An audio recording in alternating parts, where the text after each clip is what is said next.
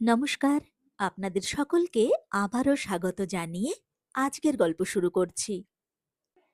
আজ আপনাদের শোনাব আশাপূর্ণা দেবীর লেখা একটি ছোট গল্প। গল্পের নাম বিবি বেগমের শিবতলা। শুনতে থাকুন আজকের গল্প। লালবাগের মাসিমা এক গাল হেসে বললেন, দেখে এলি আমার শ্বশুরবাড়ির দ্রষ্টব্য জায়গাগুলো? বললাম, দেখে তো এলাম, তবে তোমাদের ভাষাতেই বলি, সে রামও নেই, সে অযোধ্যাও নেই। তা যা বলেছিস, গঙ্গা যে গঙ্গা, তারও অবস্থা দেখলি তো, যেন কঙ্কালসার বুড়ি। নইলে এই মুর্শিদাবাদের গঙ্গার কি রূপই ছিল। তোর তো ইতিহাস পড়া ছেলে, সবই তো জানিস। নবাবী আমলে এই মুর্শিদাবাদের গঙ্গার কি বলবো লাও। তখনকার যা কিছু রাজকার্য সবই তো শুনি জলপথে চলত। তা আমিও কিছু কিছু দেখেছি। আমারও তো আজ কম দিন বিয়ে হয়নি। 12 বছরের মেয়ে এসেছিলাম, আজ 72 বছর হয়ে গেল। সে কি মাসিমা, তোমার 72 হলো? হলো বই কি, তা বলে 72-এ ধরেছে ভাবিসনি বাছা। গঙ্গার ধারে ভিটে করে রেখে গেছেন দাদা শ্বশুর। আজীবন গঙ্গার হাওয়া লেগে লেগে মাথাটা ভালো আছে। হ্যাঁ, কি বলছিলাম? মা গঙ্গার রূপের কথা। আমিও যখন দেখেছি, তখনও মায়ের যেন ভরা যৌবন। ওই আমার শ্বশুর পাথরের ঘাট বাঁধিয়ে রেখে গেছেন, দেখলি তো? এখন সেই ঘাট থেকে কতখানি বালির চড়া ভেঙে তবে নাইতে যেতে হয়। অবশ্যই ঘাটও গেছে। খুব যেবার বর্ষা হয়, গঙ্গায় ঢল নামে। মাসিমা কথা শুরু করলে আর থামতে চান না। বাধা দিয়ে বলি, আচ্ছা মাসিমা, এখানের সব মন্দির টন্দিরের কাহিনী তুমি জানো? আহা, বুঝছো না, সব কিছুরই তো একটা ইতিহাস থাকে। সব জিনিসের পিছনেই থাকে কোনো একটা গল্প। মাসিমা বললেন, ও, সেই কথা বলছিস? তা যদি বললি, মুর্শিদাবাদের পথে ঘাটে, খেয়ায় মাটিতে, প্রত্যেকটি ধুলোগুড়োতেও গল্প ইতিহাস ছড়ানো রে বিনু। এই মুর্শিদাবাদের মাটিতেই তো এত বড় একটা রাজ্যের উত্থান পতন, তার কত হাজার হাজার গল্প। নবাবদের কবরখানা দেখতে গিয়েছিলি? পাঁচিলের ধারে পড়ে থাকা এতটুকু একটু কবরের ঢিপিরও হয়তো কত বড় গল্প আছে। ওই যে হাজারদুয়ারি অট্টালিকা, আজ যার হাল দেখলে কান্না পায়। তাড়াতাড়ি বলি, দোহাই মাসিমা, কান্না টান্না রাখো, বরং তোমার শ্বশুরবাড়ির দেশের একটা গল্প বলো। আমার শ্বশুরবাড়ির দেশের? বললাম তো, ওই হাজারদুয়ারি বাড়ির মতন হাজার গল্প ছড়ানো আছে। কোনটা রেখে কোনটা বলি? আমি কি কম দেখলাম? শ্বশুরমশাইয়ের মক্কেল শশী বাগলকে দেখেছি। 103 বছর বয়স হয়েছিল তার। ইদানিং পাগল হয়ে গিয়েছিল, হাত কাঁপত, আর সেই কাঁপা কাঁপা হাত নেড়ে ভাঙা গলায় আমার শ্বশুরকে বলতো, এদেশে কিচ্ছু থাকবে না, বুঝলে উকিল, এখানে একটি ইটও থাকবে না। এই মুর্শিদাবাদের মাটিতেই যে স্বয়ং কলি তার পাপের ভার নামিয়েছিল। তোমরা দেখনি, আমি দেখেছি। মাঝরাতে ঘুম ভেঙে উঠে কোনোদিন গঙ্গার চড়ায় গিয়ে বসে থেকো, দেখো জল থেকে কারা উঠে আসে। মাথাটা খারাপ হয়ে গিয়েছিল। মরলও সেই গঙ্গায়। কেউ বলতো নাইতে নেমে ডুবে গেছে, কেউ বলল ডুবে মরেছে। বড় নাতির ছেলের ভাতে কি ঘটাই না করেছিল। টাকার কুমির ছিল তো, লালবাগ শুদ্ধ সব্বাইকে নেমন্তন্ন করেছিল। আর সে কি আয়োজন! অমন খাজা আর জীবনে দেখলাম না। বড় কাঞ্চননগরের থালার মাপে এক একখানা খাজা, আর ছানা বড়া, শুনলে হাসবি, এক একটা যেন তোদের খেলার ফুটবল। নবাবী দেশ, যজ্ঞিতে ছোট জিনিসে বড্ড নিন্দে ছিল এদেশে। লুচি করবে একখানা ডালার মতন, সবাই করতো, তবে শশী বাগলের বাড়ি যেমন। প্রমাদ গণলাম। লালবাগের মাসিমা যদি একবার সেকালের খাবার দাবারের আলোচনা শুরু করেন, তাহলে দিন কাবার হয়ে যাওয়া বিচিত্র নয়। আগে আলোচনা, তারপর একালের সঙ্গে তুলনামূলক সমালোচনা, অতঃপর আক্ষেপ পর্ব। অথচ আমি এইমাত্র যে জিনিসটা দেখে এলাম, তার নামের ইতিহাসটা জানতে ইচ্ছে করছে। নামটা কৌতূহলোদ্দীপক। বললাম, থামো মাসিমা, থামো। এই এত ঘুরে এসে পেটের মধ্যে খান্ডব দাহন শুরু হয়েছে। এখন তোমার ওই ডালার মতন লুচি, থালার মতন খাজা আর ফুটবলের মতন ছানা বড়ার গল্প শুনতে গেলে হার্ট ফেল করে বসতে পারি। তার চাইতে তুমি বলো দেখি, তোমাদের ওই ওদিকে যে শিব মন্দির আছে, তার নামটা অমন কেন? শিব মন্দির? লালবাগের মাসিমা ভুরু কোঁচকালেন। জোড়া শিব মন্দিরের কথা বলছিস? না গো, ওই যে বিবি বেগমের শিবতলা না কি যেন। ওর নামের আসল গল্প জানো? মাসিমা কপাল থেকে চোখ নামিয়ে বললেন, বিবি বেগমের শিবতলা? ও গল্প আর এখানের কে না জানে? তা ওখানে কি করতে গিয়েছিলি? ওখানে তো 7 জন্মেও পুজো হয় না। পুজো হয় না তা তো দেখলামই। ভেঙে চুরে বট অশ্বত্থের শেকড় গজিয়ে যা তা হয়ে আছে। বেড়াতে বেড়াতেই গিয়ে পড়েছিলাম। কাছাকাছি দুই একজন নামটা বলল। নামের মানে জানতে চাইতেই কিন্তু হেসে কুটি কুটি। তা হাসতে পারে। তোদের কাছে যা আশ্চর্যি, ওদের কাছে যে সেসব নেহাত জানা গল্প।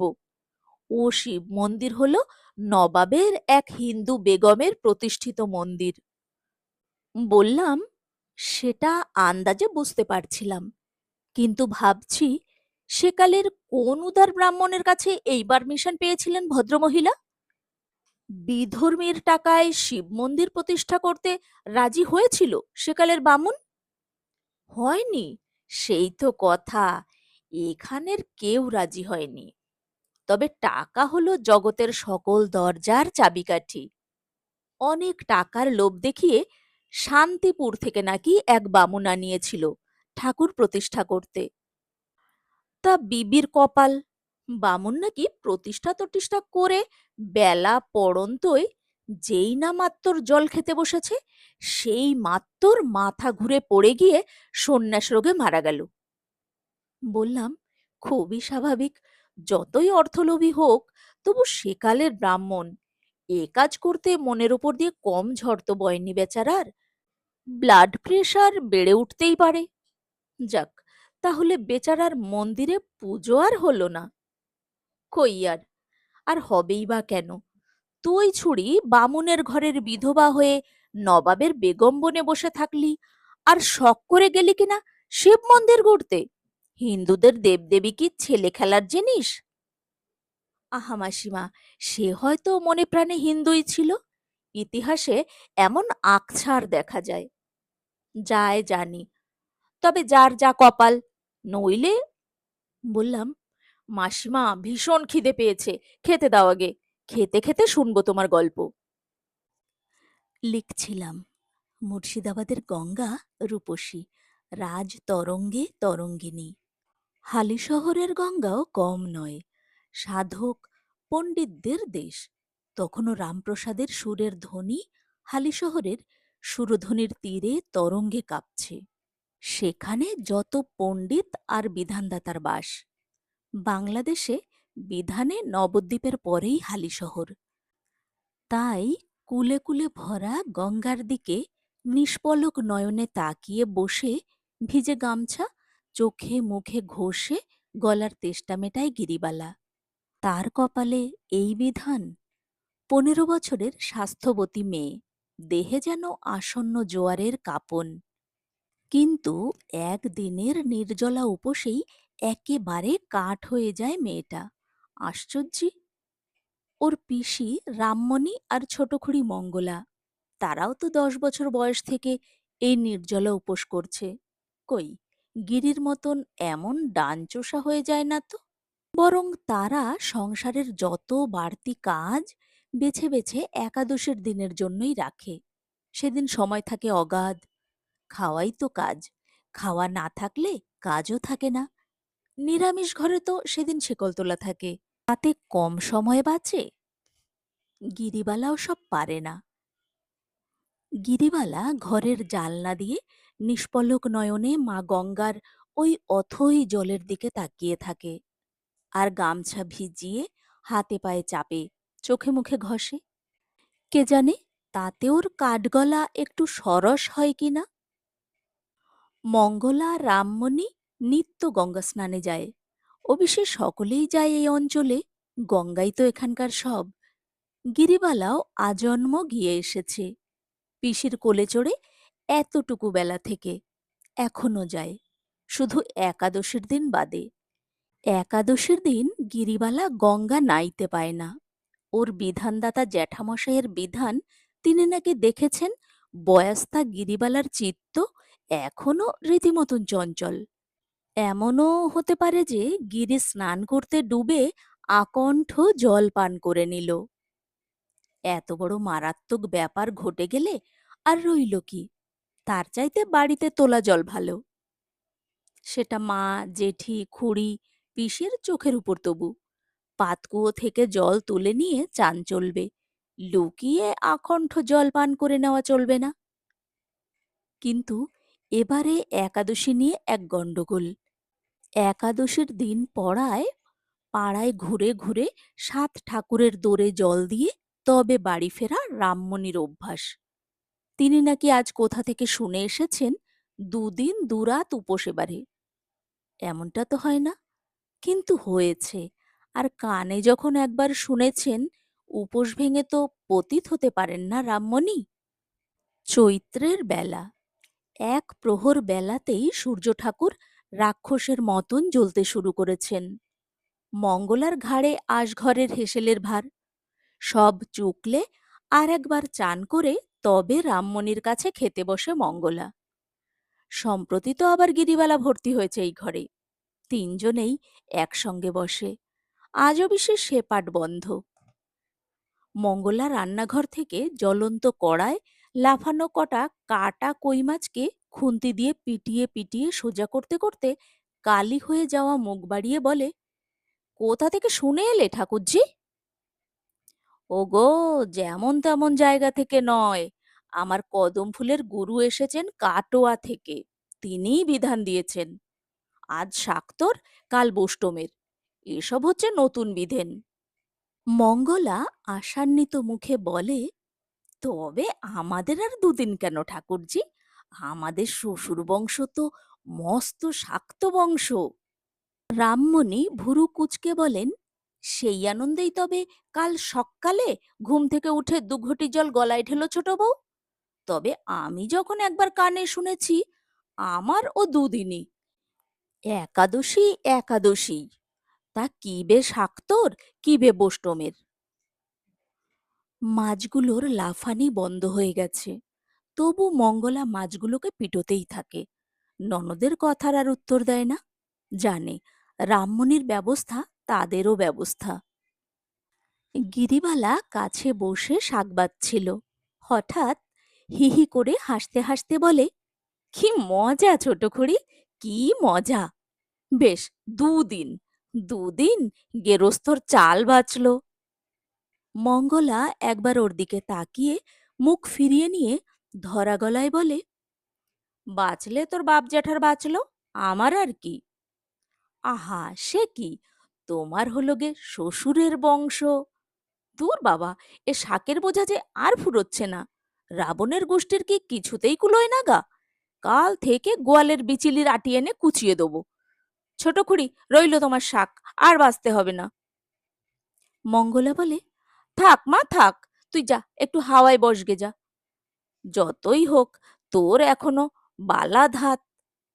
গিরিবালা রান্নাঘর ছেড়ে পালায়। একখানা গামছা সপ সপে করে ভিজিয়ে এদিকের দালান কোঠায় এসে বসে, যেখানের জানালা খুলে দিলে গঙ্গা দেখা যায়।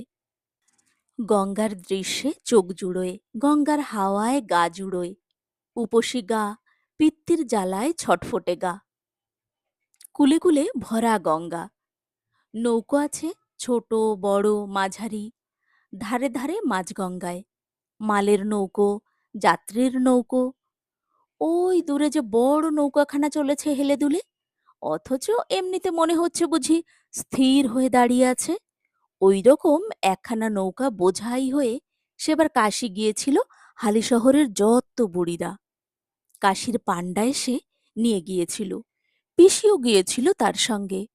মঙ্গলা কেঁদেছিল যেতে পেল না বলে। গিরিবালা কবে পিসির মতন হবে? কবে স্বচ্ছন্দে দুটো দিন নির্জলা উপোস করে পাড়া বেরিয়ে বেড়াতে পারবে? কবে এক নৌকো বুড়ির সঙ্গে একটা ঘটি আর দুখানা আধময়লা থান হাতে করে ভেসে পড়তে পারবে অদেখা অজানা বিশ্বনাথের উদ্দেশ্যে? না, গিরিবালা আর জীবনে কখনোই ওই ভরা গঙ্গায় ভাসতে পারে না। শুধু ওই কুলপ্লাবিনীর দিকে আকুল নয়নে চেয়ে চেয়েই দিন কাটবে তার। ভিজে গামছাখানা আর একবার মুখে মাথায় বুলিয়ে নিল গিরিবালা। গঙ্গা আর নৌকো দেখলে গিরিবালার প্রাণ অমন হু হু করে কেন? জীবনে একবারও নৌকো চড়েনি বলে? নৌকো চড়েনি? না, নৌকো চড়েনি তো গিরিবালা, জন্মেও না। হালিশহরের কত মেয়ে বিয়ে হয়ে নৌকো চড়ে শ্বশুরবাড়িতে যায়। ঘাটের ধারে গায়ের ঝি, বউ, গিন্নিবান্নি সবাই ভেঙে পড়ে, কান্নার রোল ওঠে ঘাট জুড়ে। বরকনে বিদেয় দিতে এসে না কেঁদে বাড়ি ফিরবে এমন নির্মায়িক মেয়ে মানুষ কি জগতে আছে নাকি?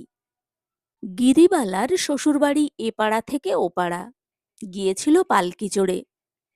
সেই যাওয়া আসায় না ছিল প্রাণ হুহু করা দুঃখ, না ছিল থই থই খুশি। আচ্ছা, গিরিবালা যদি বলা নেই কওয়া নেই হঠাৎ একদিন গঙ্গায় ঝাঁপ দিয়ে অমনি একখানা নৌকোর কানাত ধরে তার উপরে উঠে পড়ে? দূর থেকে দেখে দেখে সেই উঠে পড়াটা খুব সোজা মনে হয় গিরিবালার। মনে হয় নৌকোর কানাটা বুঝি জলের ওপরেই ভাসছে। গামছাখানার জল শুকিয়ে এলো।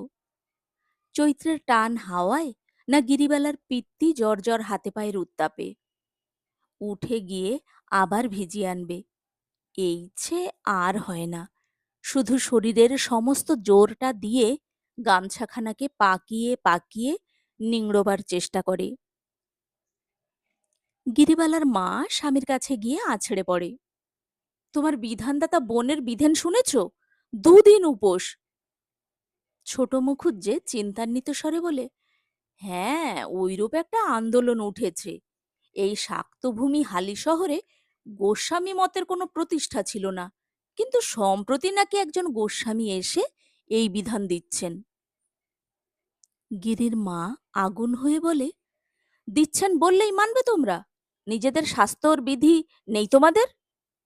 আছে। ছোট মুখুজ্জে ম্রিয়মানভাবে বলে, তবে কি জানো, একাদশী বলে কথা। অবশ্য বিধবার একাদশী নিষ্ফলা ব্রত মাত্র, কিন্তু না করলে অনন্ত নরক। আর ওই কচি মেয়েটাকে চোখের সামনে মরতে দেখলে তোমাদের অনন্ত নরক নেই? মুখুজ্জে হাসলেন। একাদশী করে কাউকে কখনো মরতে দেখেছ? হালি শহরে কি বিধবা নেই? বাল বিধবা নেই? বাল বিধবা, শিশু বিধবা সব রকমই আছে। আজ পর্যন্ত উপবাসে মৃত্যু ঘটেনি কারোর। দিদি মরেনি, ছোট বৌমা মরেননি, গিরিও মরবে না। গিরিবালার মা ক্রুদ্ধ কণ্ঠে বলে, সবাই যদি সমান সহ্যশীল না হতে পারে, আমি হারুর মাকে দিয়ে শুধিয়ে ভাসুর ঠাকুরের কাছে বিধেন নেব। ছোট মুখুজ্জে তীব্র স্বরে বলে ওঠেন, খবরদার গিরির মা, অজগরের গায়ে হাত দিতে যেও না। এ বিধান চেয়ে পাঠালে দাদা গিরির সঙ্গে তোমাকে শুদ্ধ হালি শহর থেকে বিদায় করে দেবে। গিরির মা হঠাৎ মুখে কাপড় গুজে কেঁদে ওঠে, ওগো মা গো, কি কসাইয়ের ঘরে পড়েছিলাম গো! এর চেয়ে হাড়ি বাগদির ঘরে জন্মালেও আমার ছিল ভালো গো। মুখুজ্জে জ্বলন্ত দৃষ্টিতে স্ত্রীর দিকে তাকিয়ে থেকে গম্ভীর স্বরে বলেন, গিরির মা, আজ তোমার উপবাস। তুমি আমার সামনে যে কথা উচ্চারণ করেছ তার জন্য শুদ্ধির প্রয়োজন। তোমাকে উপবাস করে প্রায়শ্চিত্ত করতে হবে। কান্না থামিয়ে গিরির মা অগ্নিমুখী হয়ে বলে, বটে, প্রায়শ্চিত্তের করতে হবে। আর তুমি পণ্ডিত, ঘরে বিধবা মেয়ে থাকতে যখন। থাক, আর বলবো না। কিন্তু মনকে জিজ্ঞাসা করো, তখন প্রায়শ্চিত্তের বিধান মনে আসে না? বেশ করেছি বলেছি। আবারও বলবো, বামুন হওয়ার চেয়ে বাগদি হওয়া ঢের ভালো। রেগে গনগন করে বেরিয়ে যায় গিরিবালার মা। ঘরে ঢুকতেই গিরি মার মুখের দিকে না তাকিয়েই শুকনো গামছাখানা বাড়িয়ে ধরে বলে, একটু ভিজিয়ে দাও না মাগো। গিরির মা তপ্ত গলায় বলে, গামছা ভিজিয়ে আর কি হবে? ওখানে গলায় পাকিয়ে এখনো মরতে পারছিস না? গিরিবালা প্রথমটাই চমকে ওঠে, তারপর মার মুখের দিকে তাকিয়ে হেসে উঠে বলে, কই আর পারছি, বরং গঙ্গা পানে চেয়ে চেয়ে বসে ভাবছি কবে পরশু আসবে, কখন গন্ধরাজ লেবুর রস দিয়ে ঢকঢক করে এক ঘটি মিছরি পানা গিলব, কখন ঝাল ঝাল পোস্তর ব্যঞ্জন দিয়ে মুঠো মুঠো ভাত খাবো। চুপ কর, চুপ কর লক্ষ্মী ছাড়ি। আমায় কেন খানা তুই? তাহলে আমি বাঁচি। কেঁদে ফেলে গিরির মা। গিরির দিকে তাকালেই তার কান্না পায়। গিরির বাপ অনায়াসে সকলের সঙ্গে গিরির তুলনা করে বসল। গিরির সমান মেয়ে হালিশহর শহরে আছে। হায় হায়, এই তার কাঁচা সোনার পুতুলের মতন মেয়ে, যার চাপার পাপড়ির মতন হাত পা, মেঘের মতন চুলের ঢাল, পটে আঁকা ছবির মতন মুখ, গায়ে হাত দিলে মনে হয় মল্লিকা ফুলের খোপায় হাত দিচ্ছি। এর সঙ্গে মঙ্গলা, রামমণির তুলনা? চুলগুলো কেটে ফেলার জন্য আদেশ দিয়েছিলেন গিরির জ্যাঠামশাই।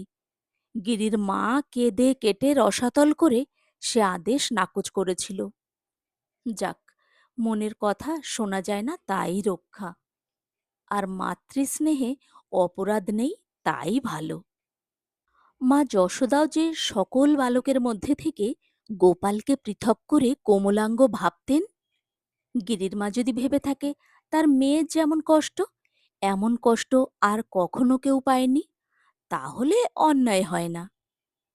গিরি বলে, মা, কেঁদে মরছ কেন? পিসি এক্ষুনি দেখতে পেলে তোমারও খোয়ার, আমারও খোয়ার। পিসির নামে জ্বলে পুড়ে ওঠে গিরির মা। কান্না থামিয়ে সহসা দাঁতে দাঁত চেপে বলে ওঠে, না, আর কেঁদে মরব না। তুই মরতে পারবি গিরি? সত্যি করে মরতে পারবি? ও বাবা গো, না বাপু না, মরতে টরতে পারবো না। মিথ্যে ভয়ের ভান করে গিরি। মরতেই হবে, আমি তোকে মারব। এমন করে আমার চোখের সামনে তিল তিল করে হত্যা হতে দেব না। পাপ লাগে আমার। কিসের পাপ, কিসের পুণ্যি? নারায়ণ জানবেন, মা কালী জানবেন, জানবেন মা গঙ্গা। হ্যাঁ, তা শুধু মা গঙ্গাই জেনেছিলেন। ভর দুপুরে শুধু শুধু সেদিন ফের গঙ্গায় ডুব দিতে গেল গিরিবালার মা। বলেছিল, হারুর মার গোলা হাড়ি ছুঁয়ে ফেলেছি। ঝা ঝা দুপুর, হালি শহরের ঘাটে জিরেন খাচ্ছিল মুর্শিদাবাদের বজরা। না, সৈন্য সামন্ত যুদ্ধরসদের বজরা নয়, সেসব তো চুকে গেছে অনেকদিন, থেমে গেছে পুজোর বাজনা। তবু নবাব বংশের নবাবই কিছু কিছু রয়েছে বই কি। আছে ইস্ট ইন্ডিয়া কোম্পানির ভাতাখেগো নবাবের নাতিবংশরা। ঠাকুরদাদের চাইতে এরা বরং ভালো আছে। বার্ষিক ভাতাটি এসে যায় নিয়ম মতন, কাজের মধ্যে খাওয়া, ঘুম আর ফুর্তি। সে স্ফূর্তির খেয়ালে নবাবের এক উত্তর পুরুষ চলেছেন শখের বজরা ভাসিয়ে কলকাতা দেখতে। কোম্পানির কলকাতা, সে নাকি এক আজব দেশ। গিরিবালার মা সকালবেলায় ঘাটে এসে এই বাঁধা বজরাটা দেখেছিল। আরও অনেকেই দেখেছিল। এখন আর কেউ নবাবী নৌকো দেখলে ভূত দেখবার মতন ছুটে পালায় না।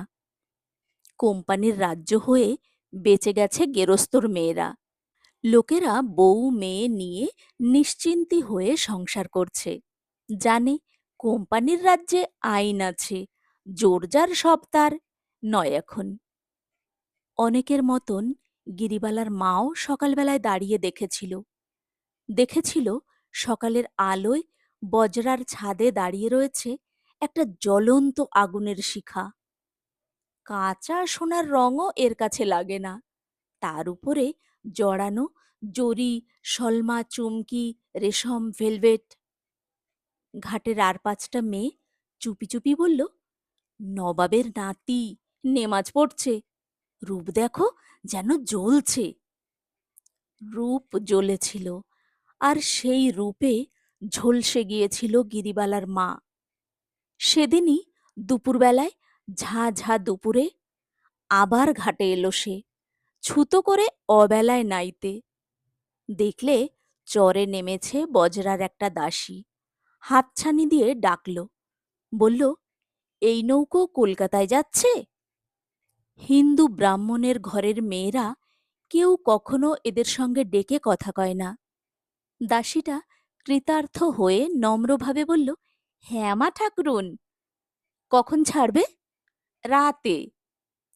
সাক্ষী রইলেন মা গঙ্গা, সাক্ষী রইলেন নারায়ণ, আর সাক্ষী আকাশের সূর্যি। তারপর, তার পরের ঘটনা সংক্ষিপ্ত। গিরিকে গিরির মা বলেছিল, কলকাতা দেখবি গিরি? কলকাতা? এত ভাগ্যি গিরিবালার হবে? হবে, হবে। গিরির মার বাপের বাড়ির দেশের একজন মেয়ে ছেলে যে যাচ্ছে ওই বজরায়, কিন্তু একা। তাতে কি, এছাড়া আর কবে সুযোগ আসবে কে জানে, হয়তো আসবেই না। তবে চুপি চুপি দরকার। রামমণি টের পেলে যেতে দেবে না। শুধু একখানা থান কাপড় হাতে নিয়ে বেরিয়ে পড়া। বিধবার ওর বেশি দরকারই বা কি। তার পরের ঘটনা সে আরও সংক্ষিপ্ত। রামমণির চিৎকারে পাড়া শুদ্ধ লোক জড়ো হলো ঘাটে। ভোরবেলায় বুঝি গিরি আর গিরির মা নাইতে এসেছিল, দুটোতেই ডুবে মরেছে। গিরির মার লাশটা পাওয়া গেছে।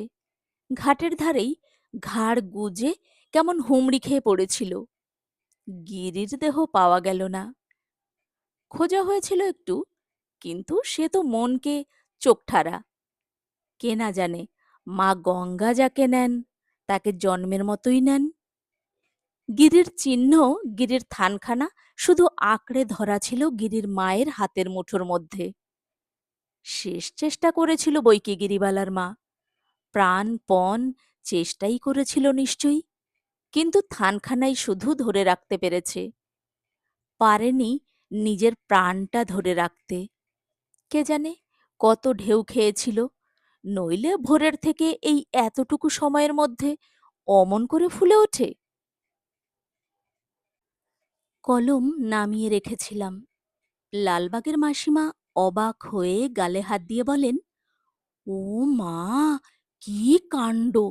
সেই কখন দুটো গল্প কথা কয়েছি, সেই নিয়ে এত বড় একটা গল্প লিখে ফেললি? এত কথা তোকে বলল কে?